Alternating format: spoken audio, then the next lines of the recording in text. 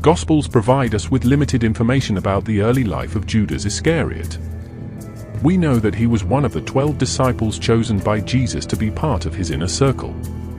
According to the Gospels of Matthew, Mark, Luke, and John, Judas was the son of Simon Iscariot, though the exact details of his parentage and upbringing are not clearly specified. What we do know is that Judas was entrusted with a significant responsibility within the group of disciples. He was the keeper of the common purse. This suggests that Judas was likely seen as a capable and trustworthy individual, at least in the initial stages of his discipleship. The Gospels do not provide much insight into Judas' motivations for following Jesus or his specific reasons for being chosen as one of the 12. However, we can speculate that, like the other disciples, Judas was drawn to the charismatic figure of Jesus and the promise of the messianic kingdom that he preached. As one of the 12, Judas had a unique and privileged position in relation to Jesus. He was entrusted with important responsibilities, traveled alongside Jesus, and witnessed his teachings, miracles, and the growing opposition from the religious authorities. The Gospels paint a complex picture of Judas' relationship with Jesus. On the surface, it appears that Judas was an integral part of the inner circle, trusted and valued by the Master. However, there are subtle hints throughout the Gospels that suggest a growing tension or distance between Judas and Jesus. For instance, the Gospel of John records an incident where Jesus accuses Judas of being a devil and knowing that one of the 12 would betray him, John 6 verses 70 to 71. This suggests that Jesus may have had some foreknowledge or suspicion about Judas' true nature and intentions.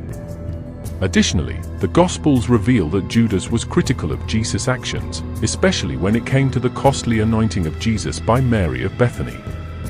Judas protested that the perfume could have been sold and the money given to the poor, hinting at a more self-serving motivation, John 12 verses 4 to 6. These subtle tensions and conflicts between Judas and Jesus set the stage for the ultimate betrayal that would unfold.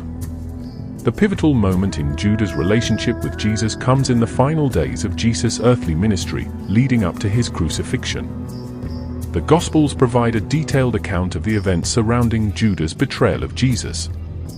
According to the Gospels, Judas made a deal with the chief priests and elders of the temple to betray Jesus in exchange for a sum of money, traditionally reported as 30 pieces of silver, Matthew 26 verses 14 to 16, Mark 14 verses 10 to 11, Luke 22 verses 3 to 6. The Gospels portray Judas as actively plotting and conspiring with the Jewish authorities to hand over Jesus to them.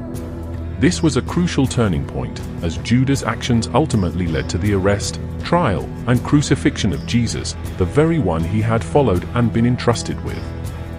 The betrayal itself is described in vivid detail in the Gospels. Judas led a group of armed men, sent by the chief priests and elders, to the Garden of Gethsemane, where Jesus was praying.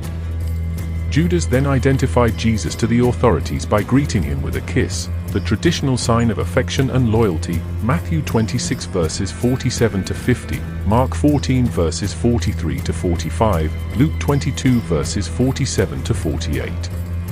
The Gospels emphasize the profound betrayal and anguish felt by Jesus, who refers to Judas as friend in the midst of the betrayal, and Matthew 26 verse 50. This poignant moment highlights the depth of the breach in their relationship and the immense pain and disappointment Jesus must have experienced. The aftermath of Judas' betrayal is equally complex and sobering. The Gospels recount the events that unfolded in the immediate aftermath, as well as Judas' ultimate fate. Following the arrest of Jesus, the Gospels tell us that Judas was overcome with remorse and guilt. Matthew's Gospel recounts that Judas repented and attempted to return the 30 pieces of silver to the chief priests, declaring that he had betrayed innocent blood, Matthew 27 verses 3 to 4. This remorse and attempt at restitution suggest that Judas may have not fully understood or anticipated the gravity of the consequences of his actions. The Gospels portray Judas as being deeply troubled by what he had done. However, the religious authorities refused to accept the returned money, and Judas, in a desperate act, went out and hanged himself, Matthew 27 verse 5, Acts 1 verses 18 to 19. The Gospels describe Judas' death as a tragic end to his life, a final act of despair and anguish over his betrayal of Jesus. The manner of Judas' death is also noteworthy, as it echoes the biblical account of Ahithophel, a close advisor to King David who also committed suicide after betraying his ruler, 2 Samuel 17 verse 23. This parallel further highlights the depth of Judas' betrayal and the profound impact it had on him. The story of Judas Iscariot has been the subject of much theological debate and interpretation throughout history. Scholars and theologians have grappled with the complex question of Judas' role in the divine plan for salvation. One perspective is that Judas' betrayal of Jesus was a necessary and preordained part of God's plan for the redemption of humanity. This view holds that Judas' actions, though morally reprehensible, ultimately contributed to the fulfillment of Jesus' mission and the events leading to the crucifixion and resurrection. The Gospel of John, in particular, emphasizes this theological dimension, stating that Jesus knew from the beginning who those were who did not believe, and who it was that would betray him, John 6 verse 64. This suggests that Jesus had foreknowledge of Judas' actions and that they were aligned with the divine purpose.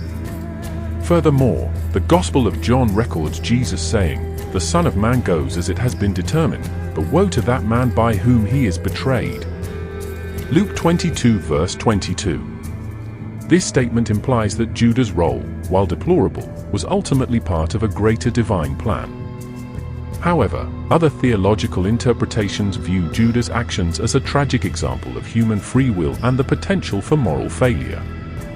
In this view, Judas made a conscious choice to betray Jesus, driven by greed, ambition, or disillusionment, and bears full responsibility for his actions. This perspective emphasizes the tension between divine sovereignty and human agency, where Judas' betrayal, though foreseen by God, was not predetermined or coerced. Judas is seen as culpable for his choices and the devastating consequences that followed.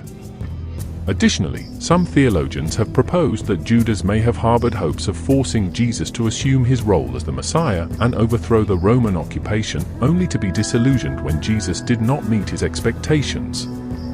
Ultimately, the theological debate surrounding Judas' role reflects the complexities inherent in the biblical narratives and the ongoing efforts to reconcile the tensions between divine providence and human free will. The figure of Judas Iscariot has profound theological implications that extend beyond the immediate events of the betrayal and crucifixion of Jesus.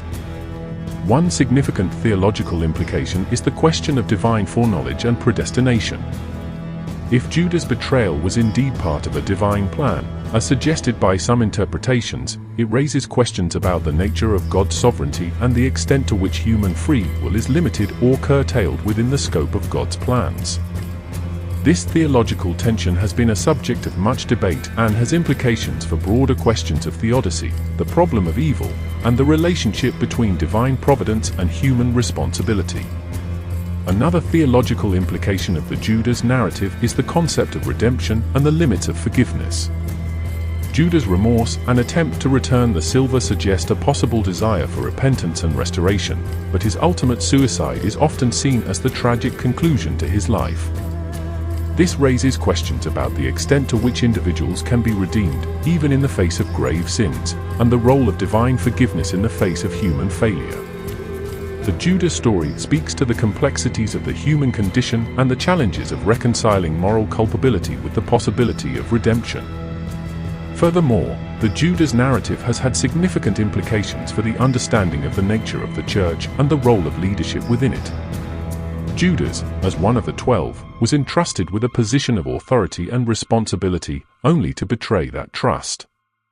This has led to ongoing theological reflections on the reality of human sinfulness and the potential for corruption within the leadership of the church. It serves as a cautionary tale about the need for vigilance, accountability, and the recognition that even those in positions of trust are not immune to moral failings. The figure of Judas Iscariot has loomed large in Christian tradition and artistic representations throughout history. The betrayal of Jesus has been a central theme in Christian art, literature, and music, and Judas has been a character of enduring fascination and controversy. In Christian iconography, Judas is often depicted in a strikingly negative light, often with exaggerated, grotesque features that emphasize his villainous role. Paintings and sculptures frequently portray him as a sinister, money-grubbing figure, highlighted by the ubiquitous depiction of the 30 pieces of silver. The art and literature surrounding Judas have also explored the depth of his remorse and the tragic nature of his ultimate demise. Depictions of Judas' suicide, often with a noose around his neck, have become a recurring motif in Christian art, underscoring the gravity of his betrayal and the profound anguish it caused. In literature, Judas has been the subject of numerous works, ranging from medieval mystery plays to modern novels and dramas. Writers have grappled with the complexities of Judas' character, delving into his motivations, psychological state, and the theological implications of his actions. One of the most famous literary depictions of Judas is in Dante's Inferno, where Judas is condemned to the lowest circle of hell, trapped in the icy grasp of Satan himself, a fate reserved for the most heinous of traitors.